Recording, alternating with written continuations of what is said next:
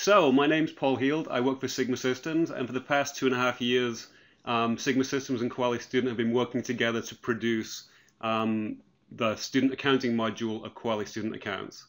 Kuali Student, sorry. I'm just going to go straight into a presentation, a quick slide deck about Kuali Student Accounts, and then I'll give you a demo of the system at the end of that. So, without further ado, my name's Paul Heald. I'm the systems architect of Kuali Student Accounts. And Kuali Student Accounts is a baseline student accounts receivable package.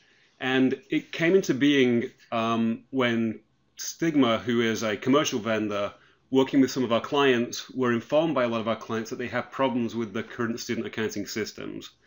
And many years ago, Sigma used to have a proprietary system for student accounts receivable that we ceased maintaining because we were concentrating more on financial aid. We worked with the University of Maryland and the University of Southern California to come up with a baseline group of things they needed to be able to do within an account receivable package for students. So when we went through all our functional requirements gathering, we came up with these modules that made up the whole suite, or the baseline suite, of Kuali Student Accounts. Most of Kuali products are 3 or 4 letters long, or 5 letters long, just to make ourselves special.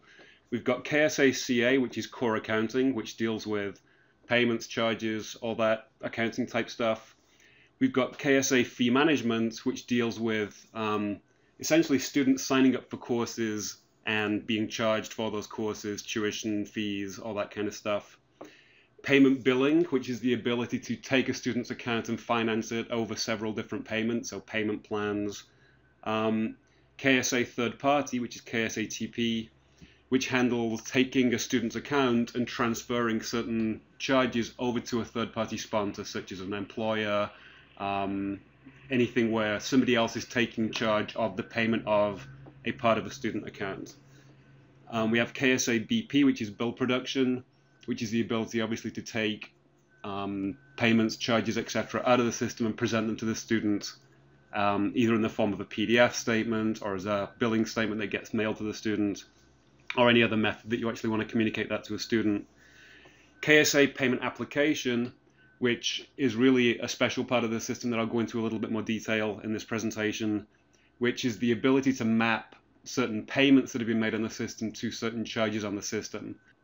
We have KSA refund management, which is obviously the ability to take money out of the system and give it back to the person who has paid it into your system. And then KSA reporting and reconciliation, which is a reporting system and also maintains the connection to the general ledger. So as a kind of high-level view of the system, the core accounting system sits at the middle of the system. That deals with everything from basically anything where a student account gets a transaction placed on it. We then have a number of process modules that interact with that core accounting system. That's your third-party system, your payment billing system, your bill production, your payment application, your refund management, and your reporting and reconciliation. We have several support modules that don't really affect the accounting of the system, but really assist the user. A smaller collections module that assigns students and records which collections agency they may have been assigned to. A memo-based or a CRM type system that lets you keep information on the student account, and then obviously the user experience that the user connects to the system through. Outside of the system, we foresee integrating with a number of different input systems, one of which is a tuition charging system, which is actually part of KSA. It's KSA fee management, but we really don't see that as part of the core accounting system, rather the link to Kuali enrollment. So we kind of put it slightly outside of the system. The system will integrate with a cashiering system, a financial aid system. If you have other vendors on your campus, so your library may feed fines and things into the system. Your housing system may have to feed charges into the system. A lot of schools have a parking system that would require parking fees to be paid through the system. You may have some kind of external portal for your students that could connect to this system. And the whole system relies on identity management, which is KIM out of the box, so you can integrate with your campus-wide identity system. We export all general ledger transactions out to obviously whatever general ledger you're using. By default, we integrate with KFS out of the box. We've been testing the export from KSA to Maryland's implementation of KFS, and that's been successful. So out of the box, the system can export its financial transactions out to KFS. Finally, you've got your system integrating with, your user integrating with the whole system through the web browser via the user experience to get access to all this functionality. So from the outset, what KSA sought to do is a number of things. A lot of things that schools are currently outsourcing, in theory, can be handled by KSA. Things like payment billing or third-party plans are quite commonly in the US outsourced to other companies who deal with those problems for the schools. We provided a baseline way of handling those functions within KSA, so if you wanted to, you could bring those processes back home. Another big part of KSA was to handle really some of the complexities of US financial aid, and really spans both the educational side of the school as well as the financial side of the school. And even though you might not be looking at US financial aid in South Africa, you probably have a lot of use cases that are very similar to the way that we handle the payment application within KSA. Also, the ability to handle refunds, including limited fund refunds, which again is part of this US financial aid problem. We wanted the system to integrate directly with KFS out of the box. Some of the reporting requirements for higher education in the US are quite complex, so we wanted to be able to have a way of handling those within KSA. We specifically designed that in a way that, even though our use cases were to produce basically US tax forms and so on, it was done in such a way that it was a very, very flexible reporting system that would let you pull out information to go into any kind of reporting form. So it wouldn't just be limited to the US tax forms that we've currently got set up in the system. And we wanted to automate a lot of the complex tasks that go on within student accounting. I've already mentioned payment application before, but to kind of use our Kuali metaphor, we've got our Kuali, we've got KSA, which is the tofu of the dish, if you like, and payment application really is the special sauce of the system. It's really what makes this accounting system different to most other accounting systems, especially for students. It's the way in which you can relate these charges to these payments in a limited way, which generally isn't too useful in a lot of other accounting systems, but really makes a big difference in the US, again, because of this financial aid problem. Payment application is a rule-based system. We have a natural language system that defines your institutional rules. And then we have a table-based setup of our priorities, the hierarchy of our payments and our charges, and which payments are allowed to pay which charges. So we've really kind of divided the line between the simple setup of your charges and your payments that define that hierarchy, followed by a really fine-grained ability to define how that actually happens with your payment application at the point of using it. The system is able to reapply payments when your rules or your situations change, and you can always override the system by doing a manual allocation. So you can say, okay, the system may define this payment as going to this charge, but in this one instance, we're going to override the system and make this allocation manually. So our examples of payment application, obviously I've mentioned it several times. US financial aid, you're only allowed to use that to pay educational expenses. So if the student gets a parking ticket, you may have $15,000 of US financial aid on the account, but you can't pay that parking ticket with it. And you can only pay tuition and certain other limited charges. You may have a book award that's given within your institution that can only be used to pay charges from the bookstore, and again, couldn't pay that nefarious parking ticket. You may have departmental awards that can only be used to pay certain departmental fees. So that's really the main use cases of payment application, is that limited fund ability to make sure that the important charges are paid first and the right funds are applied to the right charges. So just a kind of graphical example of payment application, you may have, again, this $15,000 worth of financial aid that you can see in the middle of the screen. The student account has tuition, books, parking tickets, and a fee and some fees on it. Even though there is a parking ticket on the account that's $50, that cannot be paid by US financial aid, leaving the financial aid with a credit balance of $1,800. We can also use this manual payment application system. So you may have an institutional rule that says pay tuition first.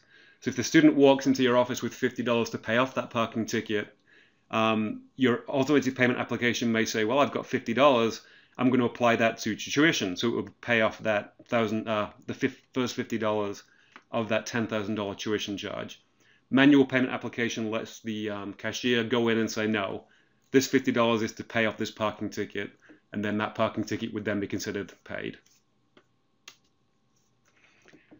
The system also handles third-party plans. The use case for this would be a large company who says that for all their employees, they'll make payments for those students.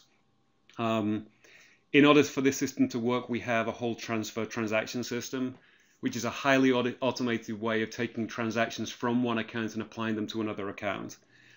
Because the system's so highly audited, those transactions can also be completely reversed. So in the example of a third-party account, if an employer makes an agreement to pay for a student and those charges are transferred off to that employer's account, and then that student leaves that employer, you would be able to reverse out that third-party account and put the account back into the same situation it was before the third-party transactions had gone into effect.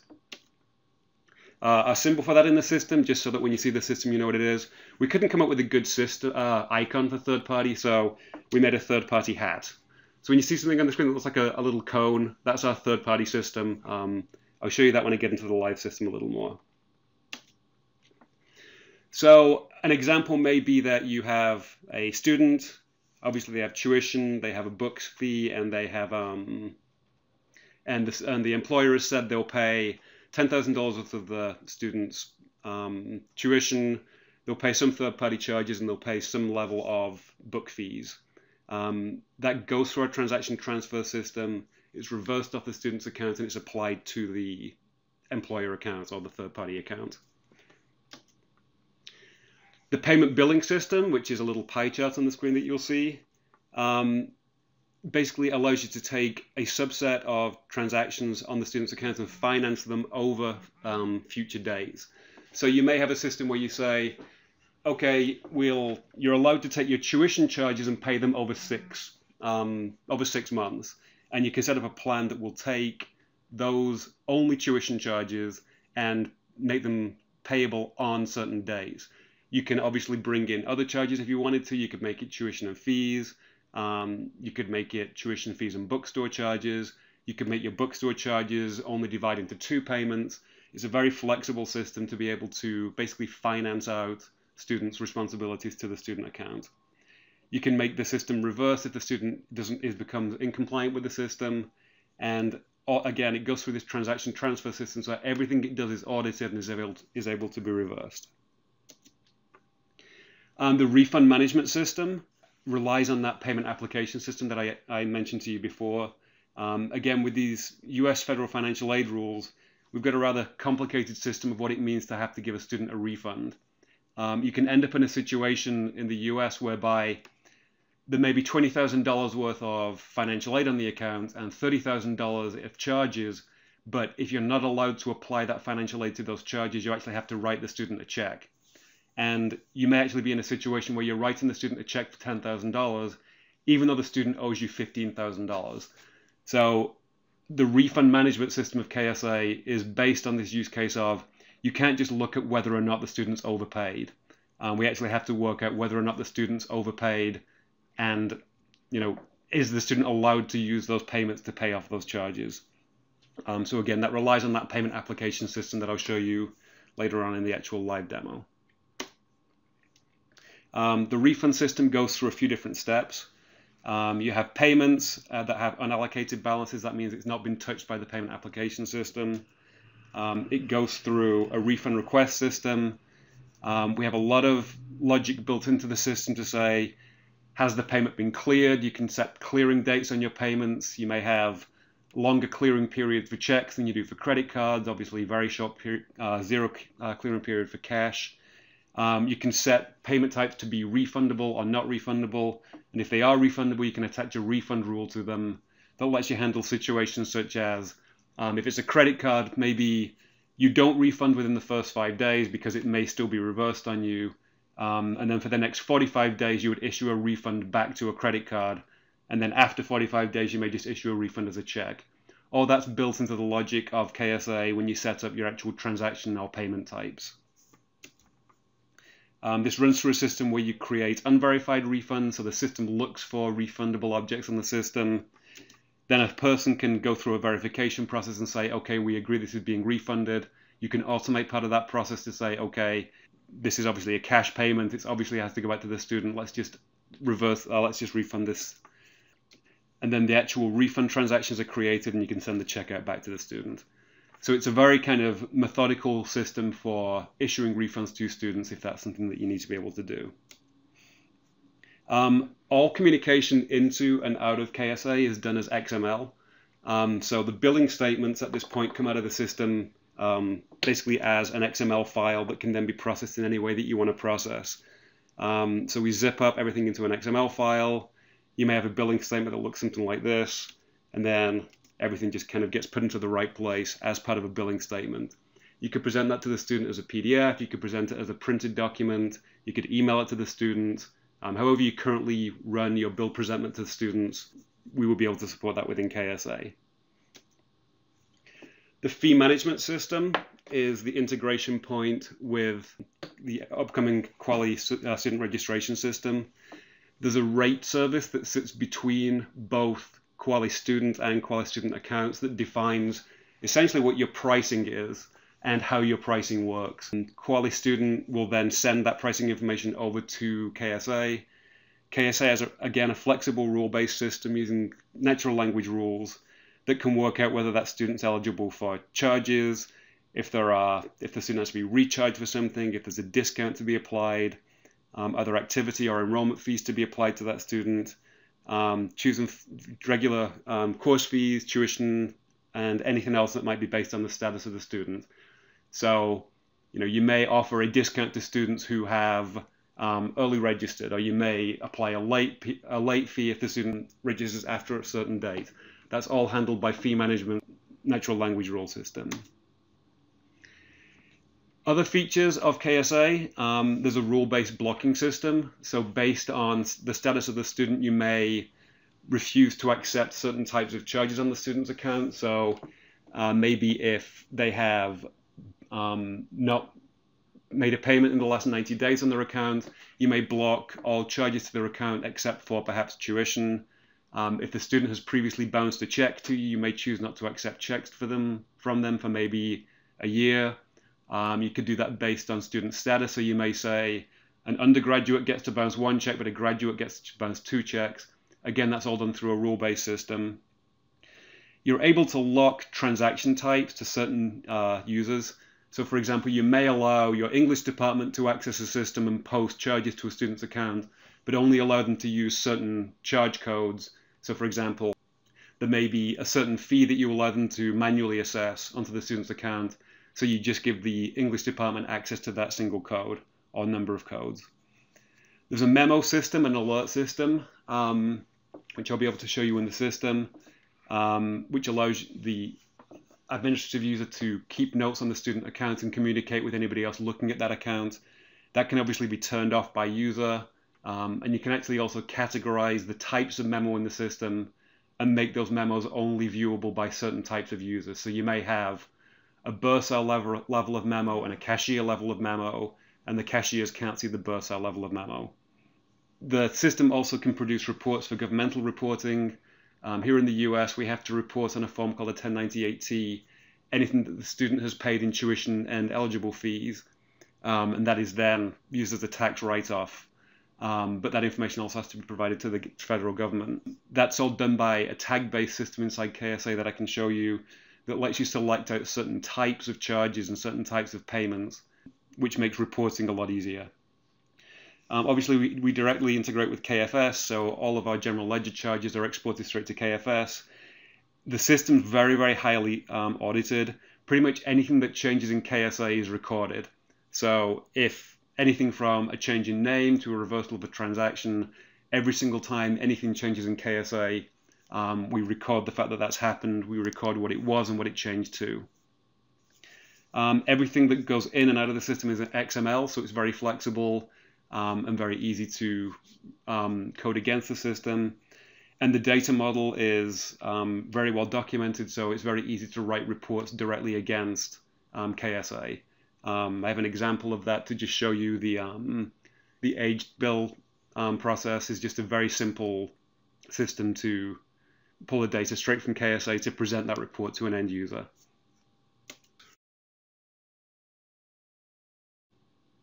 Okay, so this is the system.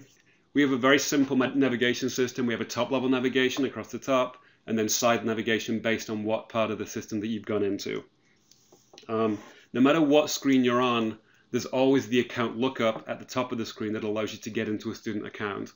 So if you're dealing face-to-face with a student, no matter where you are in the system, you can always get to the account lookup to find the student that you want to deal with. The search is flexible. Right now we've got the system set to search on user ID, last name, zip code, parts of address, parts of names. So you can just type in a partial name and it will give you a list of all the accounts in the system with that as part of the name. You could use the zip code or the postcode. You could use partial last name or full last name. And then once you do that search, you get given a little more information about the student to help you accurately select the right student that you want to go into. Once you find the student that you want to deal with, you're given 3 ways of looking at a student. And obviously you could switch off any one of these accesses for different users. So you may want to drive cashiers through one view, whereas you want to drive your second line staff through a different way of looking at the student account. I'm going to look first of all at the quick view on a student, and the quick view of a student is kind of the dashboard view of a student. So I'm going to choose my user 1 and come up with the quick view for them. So this is an overview of what's on the student account, and this may be the only view that you gave some of your users. For example, you may want to give departmental access to just the quick view for students. At the top of the screen, we see the student's name and their user identifier, and then a lot of other information is kind of crammed into this top line. Here we have the alert system that shows us that there are 6 alerts registered against this student. Alerts and memos are very, very similar to each other, except that alerts are designed to kind of be the top line information on a student. So you may have a student who has done something and your second line staff want to see them. So as soon as your cashier staff pull up a student's account, the first thing they would see will be an alert on the student saying, hey, send this person to Betty. She needs to deal with him right now. So that's the alert system. And on any account, you'll probably only ever have 1 or 2 alerts registered, but we've got a number of alerts just to kind of show how it all fits together. We then have the flag system, and the flag system allows you to register that certain things have happened on the account, and they're typed. So you can have certain types of flags registered against an account. So you may have an over limit flag, or you may have a bounce check flag. And these are designed to be able to register that certain things have happened on the accounts and then drive business processes based on those. So you may set a flag against the account that says that the student bounced a check. You may then want to prevent checks from being used by that student for a certain period of time based on that flag. So flags are a very kind of simple hold-based system. We also integrate directly with the KS hold system, which is more of a student system-wide hold system that would allow you to register a hold that would affect another system, and would also allow you to read in holds from other systems that affect you. So for example, if we registered a student hasn't paid their account for 90 days type of hold, the registration system may then block that student from registering based on a KS hold. So you've got access to both flags which are internal to KSA and holds which are inside KSA and in other KS systems. We've got the payment billing system, which shows you that there are currently no payment billing plans attached to this student. That's the pie chart I showed you before. And then again, the third-party system, we've got our third-party hat, and there's no third-party payment plans registered against this student right now. The memo system, which is down here, allows you to record any information on the student that you need to be able to register as you go along. You can, as I said before, you can limit the memos to a certain group of users. And generally speaking, you can't edit memos because the information in the system really is supposedly like a permanent record. But you can expire memos and you can add follow-on memos. So example here, we have the student requesting a $200 charge to be locked, and then somebody replied to that saying that was approved. So if I go into the details for memos, you'll be able to see the memos in a slightly different view and expire them if you needed to. Memos can be expired, which means that they're still in the system but don't show on that quick view screen, so you can keep things a little cleaner. So for example, I can expire that memo right here. It'll automatically expire. So the expiration date's been set automatically.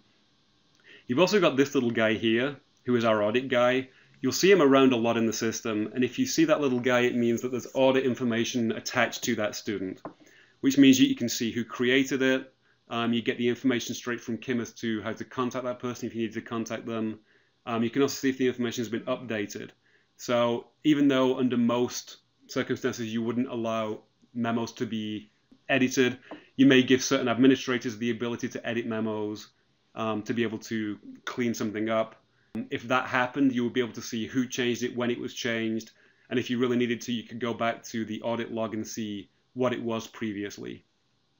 You can apply a follow-up memo to the memo that you've seen, and you can get more information on the memo by clicking this link here. If I go back to Quick View now, you'll see this memo here was expired, so it won't show on the Quick View screen anymore. So even though the information is still there, you can remove it from view so it's not getting in the way and making the account untidy. You've obviously, within the system, you can create a memo manually, which just means that a student walked in and said something, so you recorded it. We also have the concept of mandatory memos. So there are certain things that you can do inside of KSA that even though the user may be authorized to do them, even though what they're doing is a completely legitimate action, you want to keep a record of why they did it. So there are certain times in KSA when a user does something where it says, okay, you can do this, but tell me why you're doing it, and the user's prompted to put in information about what they're doing. That's recorded as a memo on the account and on the transaction when they do something. We also have an automated memo system. So if the system does certain things, it will sometimes create a memo in the system too. So really a person looking at the account really knows what's going on in that account and knows why certain things have happened. Obviously, you've got some account overview information, what the past due balance is, what the current balance is, what the outstanding balance is, and then the age transaction list is also there. The aging system is on this student is a 30/60/90 system. That's not hard-coded into the system. You can set up as many aging processes as you want. That would allow you to, for example, on, say, one of your third-party sponsors, if I bring up that account uses a 90, 120, 150 day aging process. So that would mean that anytime you have any processes based on the age of the account, you could delay certain collections activities based on the account rather than just on the 30-day process. So for example, with IBM, you may not want to start bothering them with, hey, pay your accounts until they're at least 90 days late. Whereas with a student, you might want to make it 30 days late. You could do the same with a graduate student. You maybe want to make it 45 days late before they do things. So none of these things are hard-coded into the system. Let's go back to my user one.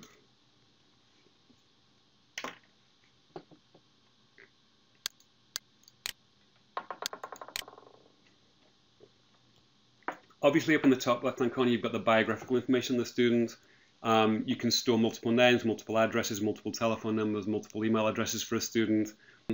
That information is directly pulled from Kuali Identity Management.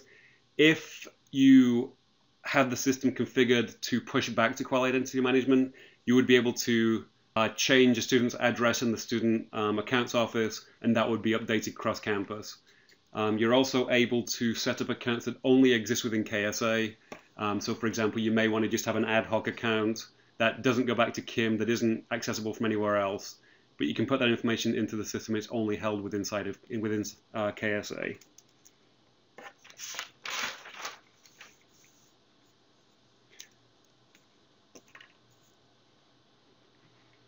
So that's the overview for a student. We also have another couple of ways of looking at the account, obviously the more transaction-based view. So I'm going to switch to the roll-up based view of the student now. Rollups are a way of categorizing transactions so that instead of showing multiple transaction lines, you can roll them up to a single transaction line. So an example of that might be all of your course fees you may put into a rollup called course fees. So even though it's a music fee and a French fee and an MBA course fee, you may have 3 individual transactions on the account, but you might want to just roll it up to a single line that says course fees. On this student, again, you'll see that all our alerts and things are still registered on the top line. We can see that the student has different these different rollups on their account. And if you drill into each of the rollups, you can see the individual transactions that make them up. So inside of undergraduate tuition charges, I think there's just one tuition charge of $10,000. But if there were several, they would all be rolled up to one line. You're also able to show transactions just within a given time frame. There's a few different ways of doing that. You can manually enter dates if that's what you need to do.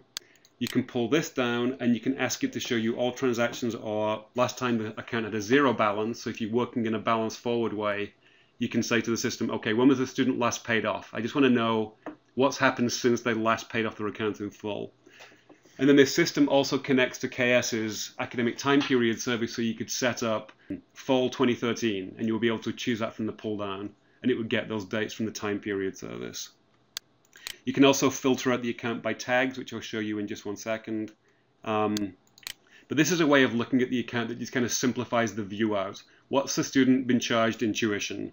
What have they been paid in financial aid? And so on. The more common way of looking at the account is in the running balance screen. And the running balance screen is a little bit more like the bank statements or a credit card statement view of a student's account. So I'll go through some of that detail when that comes up. It's basically a chronological list of the transactions on the account with a lot of information around those transactions. So again, you've got all the same filter options on an account. You can filter between certain dates, and then the list of transactions, which we'll look into now. We talked about payment application earlier on. And I mentioned the idea of locked and unlocked allocations. A locked is where you've made a manual allocation. And you'll see here that this study abroad charge has a locked allocation against it. What that means is this study abroad charge has been paid, and it's been paid by this cash payment of $50 earlier on.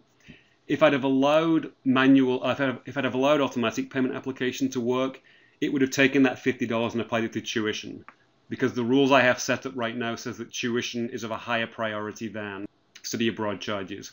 So that's been manually locked to make those two stick together. I can open up the study abroad charge and it will tell me what paid it off, which is that cash payment. I can also look at the cash payment and it will tell me that it's paying off the study abroad charge.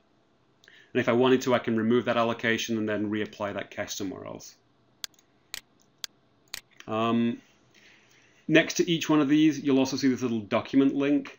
The document is it's the idea that with a transaction you can store really non-accounting based data stored against a transaction. And it's just an open format for you to send other information about a transaction to KSA that can be then presented to the student. Because we don't have any external systems feeding into us right now, we've just mocked up something that you might do. So for example, your bookstore may send over its receipt to your system. So it might be very interesting that the student was charged $104, but what was that made up of?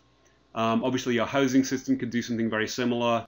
So anything that's sent to KSA could then be rendered on this view so that the student can see, or the user can see, what it is that's making up that transaction. So that's a document.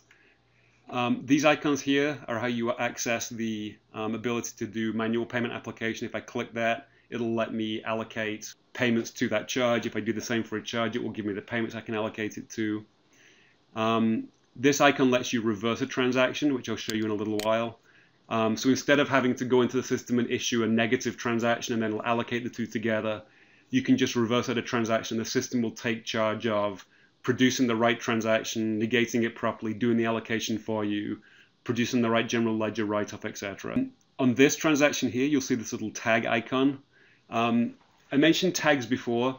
Tags are similar to rollups in that they're a way of categorizing transactions, but whereas a transaction can only be in one rollup, you can assign multiple tags to a transaction. So if I look at this little tag here, it tells me that it's a cash tag, and it tells me that it's a build 1098T tag. That's ways in which we can drive a lot of internal processes within KSA. So not only can you use it as a way of categorizing transactions, so you may have, for example, all of your scholarships or your financial aid in the system as one rollup. You could categorize those financial aid or those scholarships as private or state or departmental, and then you could filter them by tags. So a tag could be, you could have a tag in a transaction that says, this is a financial aid transaction, and it's a private financial aid transaction, and it's eligible to be reported to this federal agency. So it's a lot of different processes can be built off this tag process. It's also a good way for the user to look at the account and see, what that transaction really is based on. So tags are a really flexible way of categorizing things. It's a really good way of producing reports off the system, because you can say, give me all transactions within this date and this date with this tag, and it can give you just that list of transactions instead of having to go in and write a query that says, I need these transaction types between these dates. It's a much simpler way of accessing the data in the system. On this transaction here, you'll see this little icon, which is a memo icon. The memo system I showed you before can be attached to accounts, and it can also be attached to a transaction. So if you do something strange to a transaction, you can attach a memo to that transaction, so that if somebody's looking at the account, they can look at it and say, well, what happened here? Well, they can click on it, and they can bring up the list of memos that are registered against that transaction. The other icon that you can see here is the refund icon. Again, it's not a usual thing that you would do an individual refund on an individual transaction, but anything that you can do in KSA as a batch operation, you can also do as an individual operation. So the system has decided that that transaction is refundable based on a lot of rules. If you click that, it will take you through the whole refunding process to actually get it to the point where a student could be issued a check for that outstanding balance. I'm going to add a couple of charges to this account just to show you a couple of different things about it. So again, probably not a very likely thing that you would do. Most of your charges will probably come from another system. But I'm going to add a charge to this, and I'm going to add a 1020 charge. And I'm going to charge the student $500 and put it onto their account. And the reason I'm showing you this is if I add another charge to the account, I'm going to add that same 1020 charge, but I'm going to make it 2 years ago. Because the transaction I just put on was a mistake. This was actually a charge from 2 years ago. Well, in the last 2 years, your rules may have changed a little bit. You may have changed what general ledger accounts things feed into. The charge that you're making may have changed its name. You may have changed your refund rules against the payments, anything like that. Our transaction identifier, the transaction type identifiers, your T codes or whatever you call them in your accounting system, inside KSA are actually versioned over time. So if you change, for example, if you have an award that changes its name, you don't have to come up with a different transaction code for that award. You can just change the transaction type, and the system's intelligent enough to pick the right transaction type based on the date of the transaction. So if I go back to my running balance view, remember I created 2 charges based on code 1020, and the only thing that was different about them was the date. But in that time, those 2 transaction types have changed. So the end user doesn't need to know that they've changed, they just need to know the right date for the transaction, and the system will intelligently pick the right transaction type for that time period. So I've got my $500 charge here that's called Tuition 2013 onwards, but my original tuition charge is here, which is called Tuition 2013. And even though all I've really done is change the name, any part of that accounting setup for that transaction type could have changed also, from your general ledger type to your priority to really anything that you store against the type of transaction, the tags it goes into, the rollup it goes into, can all be changed, versioned over time. Because this one was a mistake, I'm going to reverse this transaction off the system. Oops. This is an example of that mandatory memo system I was telling you about before, where I'm doing something that I'm allowed to do, but really I should be saying why I'm doing it. So, made a mistake. reapplied 2 years earlier. I'll reverse that transaction off the account. It automatically creates the memo to tell anybody else looking at the account why it was done. So you'll see that transaction was written off, negated automatically, the two have been locked together automatically, and there's a memo on this actual transaction saying what happened to it that would also show on the quick view for the student. So anybody looking at the account knows at a glance that that transaction was reversed, and that's why it was done.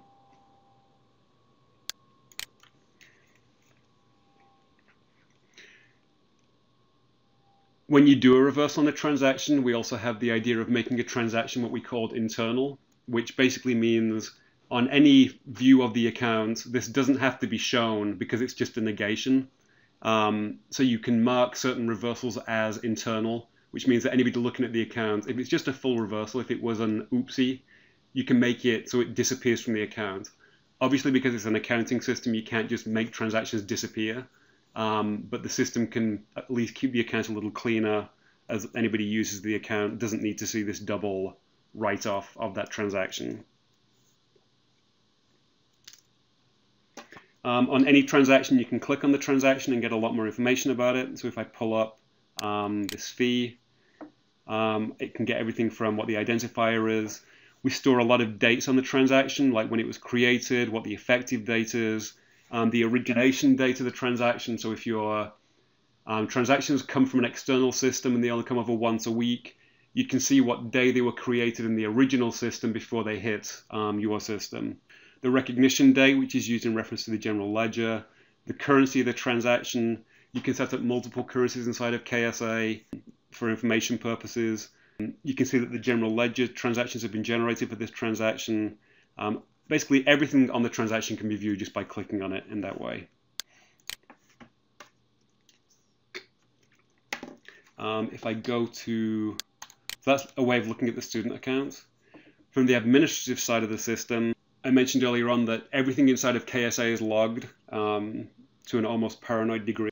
So anything that changes in the system, we keep a log of. Let me see.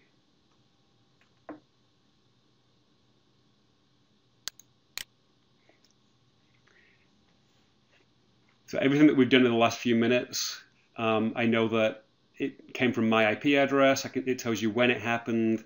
It tells you what was changed about it, and if there were previous values, what it changed from and to.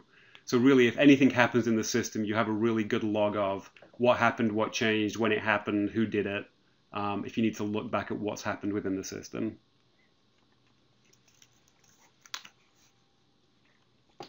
In the reporting and reconciliation system, which is our way of connecting to the general ledger. If I look at my pending transactions, this is where all the transactions that exist in KSA would also be sent out to the general ledger. And you can go from your general ledger batches and you can drill back to the original KSA transaction that produced that transaction. So at this point, it can show me what's sitting in the system waiting to be exported. I can look at batches that have previously been sent to the general ledger. I can take any general ledger activity and I can drill back to the original transaction that produced that general ledger account. So it's a really good way of auditing the system when you're trying to track down why a charge has gone through in a way that you didn't quite understand. In addition to being able to distribute your transactions in KSA to the general ledger, we can also distribute to multiple general ledger accounts. So you can make a transaction type code that does a 50-50 split to two different general ledger accounts, which really simplified a lot of the accountings at a couple of the schools that we've been working with on this project, because right now they're having to charge the student 5 different fees to produce a student fee. They can now charge one fee and then have that charge distribute to multiple different general ledger accounts. So it's a very powerful part of the system. If I look into the settings on the system, just a kind of like backdoor view of a lot of things going on in the system. I mentioned earlier on that basically most things inside of KSA, and in fact very few things in KSA are really kind of coded. Everything's done on what we call types or settings. So everything from the late period setup, which is a type, our transaction types, what currencies the system's going to work in, all a part of this settings screen. And so it's obviously all configurable by the end user at the point of deployment. So obviously the list of currencies it wants to use. If we look at the rollups that we saw before, these are the different rollups that I was currently using. The transaction types, which are the really big setup part of the system. When I showed you the transaction type before, that was a 1020, and it had two different versions. I can show you that in this transaction type setup screen. So we use the 1020, and you'll see that those are the two different versions of 1020 that go between these different dates going forwards.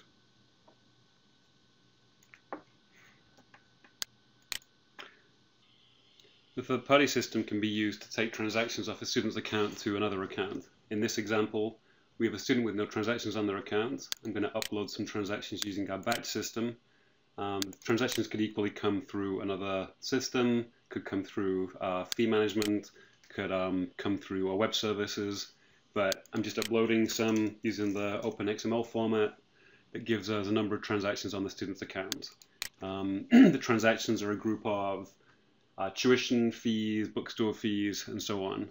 I already have a third-party system set up to be able to, that defines limits and types of transactions that are allowed to be transferred to a third party, which account they're going to, what date this third party expects to be billed, and so on. Once we have the list of transactions, I can add that third party transaction account to this account. So I can come into the third party system. I'm going to add my example, add that plan, and I'm going to run it against the account. Obviously, in a system, normally this would be done by some kind of a batch process, but I'm going to execute that plan against this account. And you'll see that the transfer amount on the account is of $11,000. If I go back to the account now, we will see excuse me, a number of transactions have been transferred off to a third-party sponsor account. The plan allowed for up to $10,000 worth of tuition and then up to $1,000 worth of other types of fees at 50%. So we'll see now that the excuse me, the academic service fee has been paid off at 50%, the lab fee has been paid off at 50%, and then we have the actual transfers over to another account. We can even see which account they've gone to. So if I pull up the third-party account,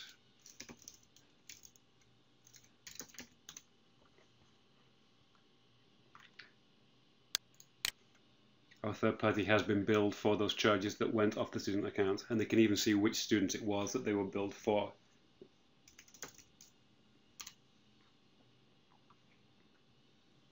If I return to the student's account,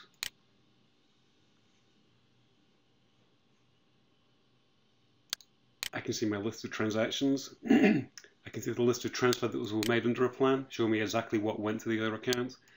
And if the plan is cancelled for some reason, I can remove that plan from the student's account. And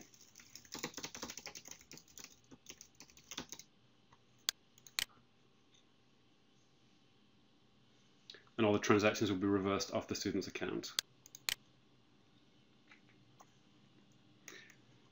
The transactions that reverse those transactions are no longer showing. They are still on the account, but they've been marked as internal. This is done to make the account seem tidier. But if you need to see those transactions to see exactly what happened at the account, they can be shown just by clicking the Show Internal Transactions.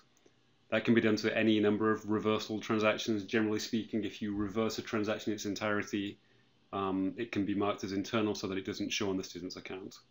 But as you can see, all the transactions that we created and the reversals are still on the account for audit purposes.